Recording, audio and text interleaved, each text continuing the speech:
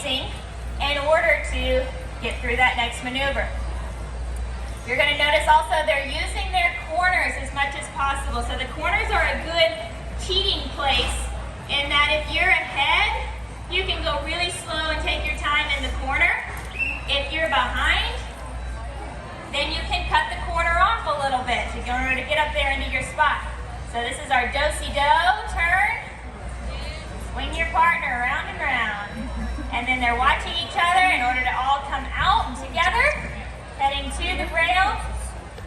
So notice they're just always looking around at the other side, being able to make little adjustments, small corrections sooner with their horse instead of bigger corrections later.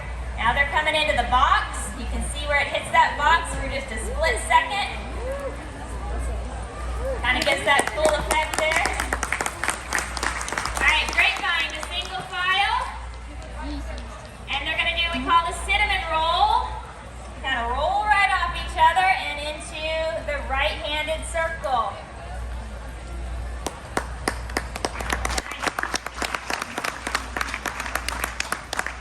Okay, on their next maneuver, they're going into the pinwheel.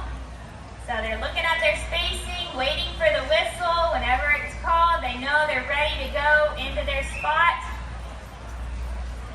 Pushing up, but also pushing out in order not to make it too tight for the middle riders. It's really easy for those middle riders to get squeezed out.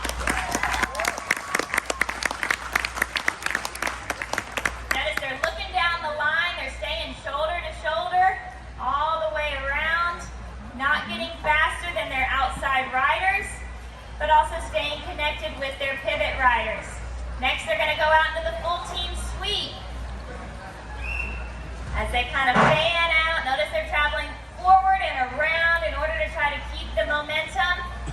Staying connected in this full team sweep, nose to knee. The front half is speeding up a little bit around the corners, but then the front half slows down coming down the long rail.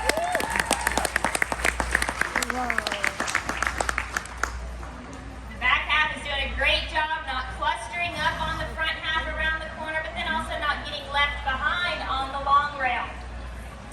All right, then they're going to push around into single file into the figure 8.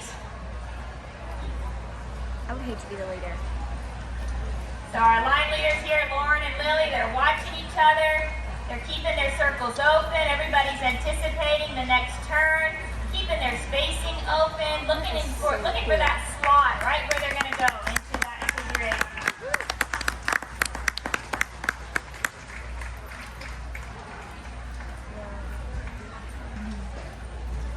Very nice, ladies.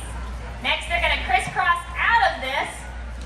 Front riders are really going deep, really going to use their corners as much as possible because they're trying to take up as much time in order for our last riders to get out of that crisscross, for everybody to pull into the full team chevron. Now their nose to knee and the chevron also looking across. Then they fan out here from the outside riders and try to connect back to their partner as quickly as they can. And then take it into the double crack the whips. Notice our outside riders are watching each other. So in this case, they're watching Grace at the top, since she can't see behind herself as very well. But now on this side, they're watching Susanna on the blue roan in order to all stay together there. And then they travel to the rail in their half sweeps, since they're separated into the two groups here. And then they're going to do a company front across the center, side by side, and then splitting to the top and to the bottom. Now, as Lauren and Susanna are the line leaders, they're watching each other in order to make sure they are perfectly synced up right at the corners in order to come across the diagonal. Everybody's keeping about half a horse length spacing here as they go into the lightning bolt.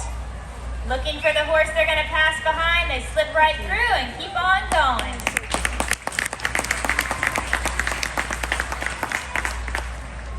All right, and now we're headed into the basket weave. We do like to slow this one down just because there's not a lot of space in this arena and it can get clustered clustered up pretty quickly, but they're passing left shoulder, right shoulder. They're pretty much pole bending with the opposite line. So again, having good movement of your horse moving their shoulders, really responding off of your leg cues. Really important before you get into this. All right, and the last maneuver they're going into is our null and void, or thread the needle as some people call it.